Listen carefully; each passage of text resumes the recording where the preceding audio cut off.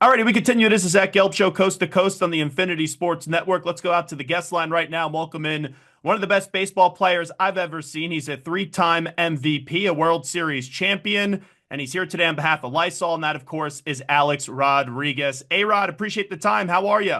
Zach, great to see you, and thank you for having me. I appreciate you coming on. So I'm in New York right now, New York City, and everyone's gearing up for the baseball season, Mets and Yankees. And the big news still is Juan Soto leaving the Yankees to come to the Mets. When that did go down this offseason, how did you kind of process it? Well, I thought it was a historic day for baseball, an incredible day for the New York Mets organization and Juan Soto. And look, anytime you have players like Ohtani and Juan Soto who are at the top of not just baseball, but in sports around the world, it's great that they get these incredible, rewarding contracts because it shows you how healthy the game is. It's crazy. As a Met fan, I'm excited for this season. But you mentioned Ohtani, you mentioned the Dodgers. They're still right in the back of my mind saying, there's all-star teams and then there's this Dodgers team that's the defending World Series champions, and they got even better, and maybe they'll even be healthier this year. The Dodgers are clearly the team to beat. How do you kind of handicap Major League Baseball right now with everyone chasing the Dodgers? Yeah, I think exactly how you said it, Zach. I think it's the Dodgers versus the field. It reminds me of when Tiger won his in his heyday, right? It was Tiger versus the field. I feel the same way about the Dodgers. But I mean, the Dodgers, if you look at what they're doing, it is extraordinary. And I call it the trifecta, right? They have an amazing business that they're running. They draft and develop well, and they're amazing in free agency, both domestically and globally. And they also do a tremendous amount with the community. But they may also be the first team in professional sports that hits over $1 billion in gross revenue, which just shows you. And the reason why that's important is it allows them to invest tremendous amount of resources into great players.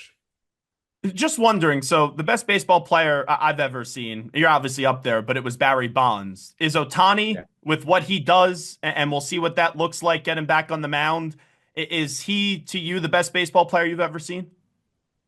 No, the best player I've ever seen is Barry Bonds, like head and shoulders above everyone, almost like Michael Jordan, like just a class of his own. Barry Bonds was so good; it's hard to articulate how good this guy was. He's also baseball royalty with Willie Mays as a godfather, and also the great Bobby Bonds as his dad. Barry Bonds is in a class of his own. However, Barry doesn't pitch, and Barry can't throw 100 miles an hour, even though Barry will probably tell you he could.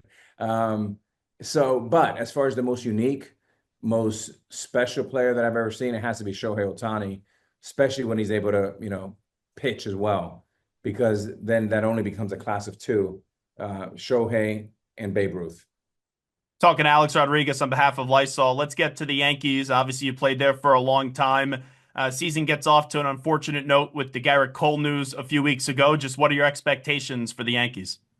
I think the Yankees are going to be really good this year. I think you got to give the organization, Brian Cashman, a lot of credit to be able to have you know, a shot right in the heart when you lose a guy like Juan Soto, which is demoralizing. He was so good with the 1-2 punch, as good as we've seen probably since Roger Maris and Mickey Mantle. What him and Aaron Judge did together was poetry in motion. And I'm sure you got a chance to see, I got a chance to see a lot of that. It was a lot of fun to watch. But they really quickly pivoted and took those resources and brought in some tremendous assets, from Bellinger to Max Fried to others. Obviously, the injury is going to hurt early on here with Gerrit Cole. But I think, they should get healthy and hopefully hot at the right time. And I'm sure when the time is right, Brian Cashman will bring in whatever they're lacking. When you get to Aaron Judge, right, you won three MVPs before getting a World Series. And when you accomplish so much at such a historical level, and you're really one of the faces of the sport, you know what the question is. It's great what Alex did, but can he win the big one? Can he get the World Series championship, especially when you're playing for a franchise like the New York Yankees? That's all they do, have guys in their history that win, win, win, win, win.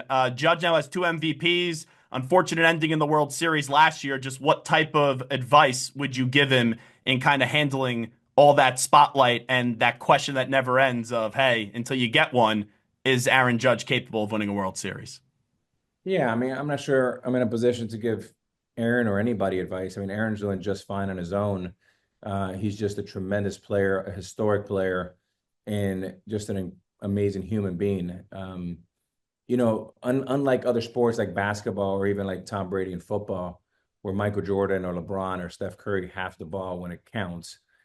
Sometimes it's just a matter of like, the reason why I'm part of a world championship is because we had tremendous teammates and we brought in Cece Sabathia and AJ Burnett and Andy Pettit, and we have Mariano Rivera and Derek Jeter. I'm surrounded with just incredible players, and I'm very fortunate to be a part of that. But I think Aaron's, his title is going to be as much as who's around him, as also with his performance. So I think they're tied in together. But I do think in New York, Zach, to highlight your great point, it's the conversation that just keeps getting bigger and bigger and bigger, and it's not going to go away until it's addressed. Alex Rodriguez here with us on behalf of Lysol. I got to ask you about Alex Bregman because when you got to the Yankees, right, we all knew what you could do at shortstop, and that was on full display. But you went to third. Derek Jeter stayed at shortstop with the Red Sox. Rafael Devers was at third base. Now he's going to DH, and Bregman is going to third base, and it's created a little bit of a problem. How do you think that all went down in Boston? And do you think Bregman maybe should have just came in and said, hey, Rafael Devers is your team. I'll do what you want me to do? Yeah, I mean, obviously, I can't comment on anything going on with the Red Sox. I don't have any information or preview of how they kind of run their everyday business. But what I do know is a good problem to have for the Red Sox. Devers is one of the most talented hitters around. Alex Bregman is one of the, all-time best winners in the game today. Clutch player, plus defender, plus character. And the Dodgers and the Red Sox in particular have made some really, really good moves. They have one of the best managers in the game in Alex Cora. So I think the Red Sox are back on the saddle. It's going to be fun to see how they navigate. This could be an early on distraction, but I think with those two guys, I know them well. They're both great people. I think they figure out a way how to get it done.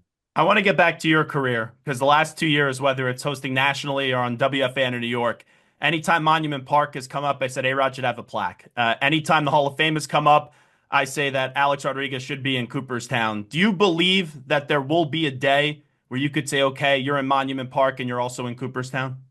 Oh man, I mean, you mentioned the championship we got almost over 15 years ago now. I can't believe that '09. It feels like yesterday. It was so long ago. It would be a dream and an honor to share that with my family and my daughters, to be in Monument Park. I'm obviously a great student of the game, of the history of the game. One of the reasons why I changed positions in the prime of my career was to honor the pinstripes. And George Steinbrenner made a very compelling pitch to me that, being a third baseman in New York is greater than being a shortstop anywhere else. And I bought into it. And it was one of the greatest decisions I made in my life. As far as the Hall of Fame, again, I've thrown my last pitch. I caught my last ball and hit my last baseball. So I think I've made the best pitch I can make, and hopefully is up to the voters now. But if they let me in one day, I'll be honored. And if not, then I have to, keep it moving. But would you say anything to the voters? Because, there's been guys that have used performance enhancing drugs that have been in. Some guys have not. It's very selective. I think you should be in. Roger Clemens, Barry Bonds, Manny Ramirez, list goes on and on and on. Because, Alex, like, that was my era. And, not everyone may love you, obviously, but the numbers are still the numbers. When I watch Alex Rodriguez, I said this is one of the greatest baseball players I've ever seen. So what would you say to a voter who would just say because of performance enhancing drugs, he's not going to vote for you? Well, look, I mean, everyone has their vote, and I'm not going to change their vote in any way, shape, or form. As a baseball fan, I can tell you that, I love going to Cooperstown. I was there for Big Papi. I hope and pray that one day Barry Bonds gets in, Roger Clemens gets in, Pete Rose gets in. I'd rather kind of support those guys. As far as me, I'll let the voters, make their vote. All righty. Tell me what you're doing today on behalf of Lysol. Yeah, so yeah, pretty cool, Zach. It's my second year partnership with Lysol. I'm very excited to honor what I know kind of gets a bad rap is how great these umpires are and the scrutiny they're under. But we're now highlighting them, and look, they do a lot of good work. And through Lysol, what I've learned is that they smell up, and we try to come in and fix things. And Lysol, give you a couple facts here. The sweat leads to bacteria that builds up, which can cause stink and sweaty post-game laundry. And Lysol laundry sanitizer kills 99.9% of all odor-causing bacteria in laundry. So they stink it up. Lysol does this thing. And more than anything, I think it's important to highlight how difficult this job is for men and women who are, probably the most underpaid and underappreciated folks in sports. You probably could had a few teammates back in the day in the locker room that could have used that Lysol, right? Anyone in particular? including me, Hey, especially in the hot summer. yeah, before we let you run, I know that your daughter goes to Michigan. I see all the posts, whether it's football and basketball. You got to be thrilled with what Dusty May has done in year one, get him to the Sweet 16, right? Well, um, yes, I don't watch too much college hoops, to be honest with you, but I was just there for the Big Ten women's gymnastics and what UCLA Wow. won. But I was there with my daughter to support women's sports. I think they're doing great things, and we should be talking more about women's sports because it's really commendable how much they've grown over the years. Well, Arod, we appreciate the time. Thanks so much for doing this. You bet. Thank you, Zach.